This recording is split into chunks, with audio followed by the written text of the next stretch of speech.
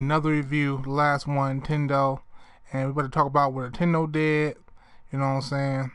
Um, I don't like the fact. Let me go ahead and get this out the way. I don't like the fact that they don't show up on stage like the rest of the big boys and come out to play. You know, they want to stay in Japan and do their own thing, and whatever. Um, but with that being said, let's go ahead and get Nintendo. So, um, Nintendo. A lot of people feel like they had the most to prove. And I feel like this Nintendo Spotlight, the Nintendo E3 Spotlight, what they was calling it, pretty much did that for the most part. I mean, I won't say did that, but they still have a lot to prove. But they had a good showing, in my opinion. So they showed Xenoblade Chronicles 2 was coming out. That's this year, fall this year. That game looks pretty good. Xenoblade 1 is a pretty good game, highly touted. Xenoblade 2 is coming out this year, fall of this year. Looks like a good game, good anime style RPG. So that's something good to look forward to this holiday season. They also did a little interview with I forget the guy's name, but there's going to be a core Pokemon game on the Switch. No side Pokemon game, no port, no half-ass. A brand new real Pokemon game on the Switch, on the freaking Switch exclusively, not even on DS. On the Switch. It's going to be at least, it's a ways off though. It's going to be at least maybe a year away or so, they said. But it is coming to the Switch. So, you know what I mean? So that's great. So that's pretty cool for people who are looking forward to playing games on the Switch. The Pokemon games anyway. So we also got Metroid Prime 4 coming out, which is pretty freaking awesome. Retro Studios, unfortunately, didn't show their face. This new Metroid Prime is apparently being made by somebody different. I forget the name of the studio. I'm hoping they can do the series justice. Because Retro apparently is making another game. I'm not sure what the game is, but apparently they're making another game. So, I'm turn my notifications on my phone off here. Sorry about that, y'all. Niggas always want to hit you up at the wrong time. Figures. But I'm not sure what the game is the Retro Studios is making, but it's gonna be a brand new game. That's all I know.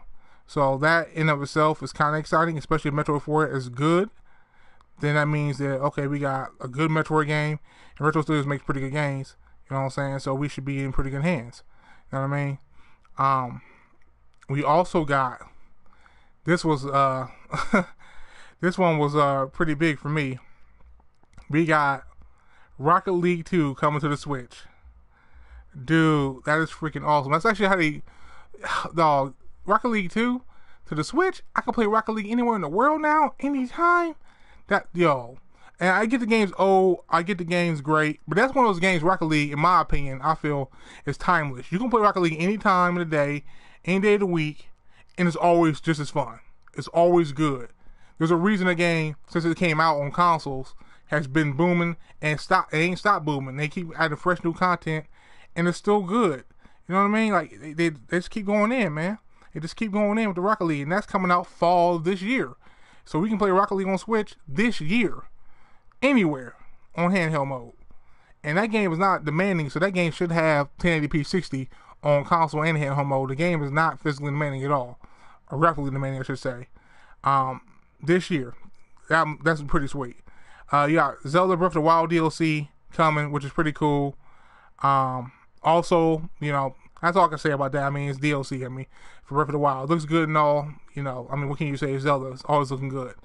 Skyrim, Elder Scrolls Skyrim is coming to the Switch, which we already knew that from the first trailer and everything. That's coming to the Switch. That's pretty cool. Again, an older game, but again, everybody's getting remasters for the game too, and Switch is getting one. And for people who love Skyrim, now you can take it anywhere with you on the go. So that's also, again, the handheld feature of the Switch is what makes it appealing. If just a regular console, nobody will really care so much. You already have PS4s, Xbox Ones.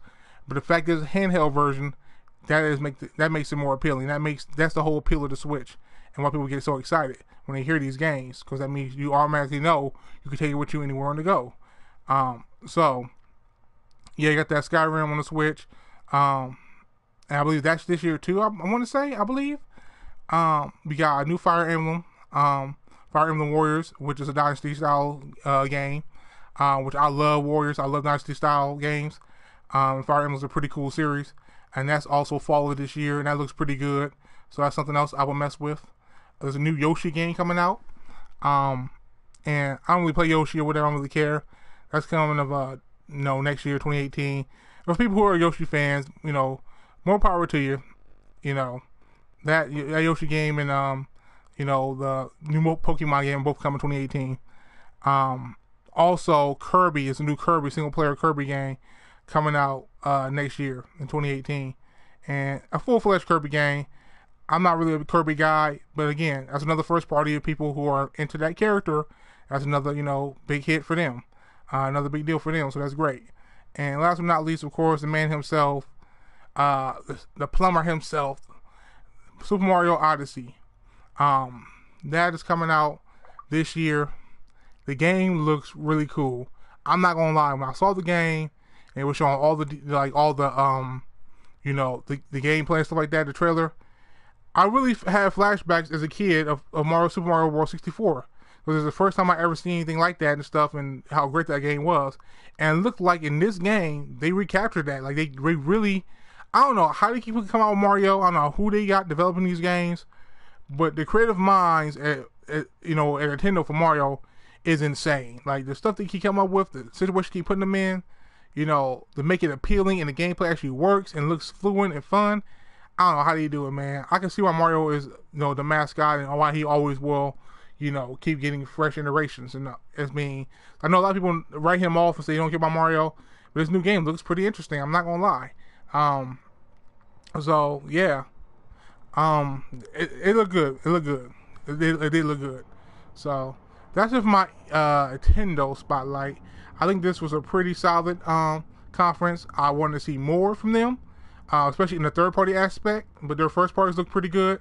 There's some good first parties coming this year and next year. Unlike Sony, who has no games come out this year at all that they show, except for that DLC for Horizon and the DLC for Uncharted, but no actual full-fledged games come out this year for Sony. And a lot of them aren't coming out from Microsoft either, other than Cuphead. Cuphead's coming out, a smaller game though, and Crackdown 3. But so Nintendo had a pretty solid showing. They had a pretty good showing for them. It should have been longer though. It was only like 24 or 25 minutes. It should have been longer. They should have showed more. It was good, but not enough. It was like when somebody gives you something really good, it was a small portion. I need more. I ain't full. You know what I mean? So, but that's it for my Nintendo one. We're going to talk about all these three conferences in the next one. You know what I mean? We're going to round them up. We're going to compare and contrast, and we're going to do who won E3 2017. So, that's it for this. I'll see you guys in the next one. Till then, peace out.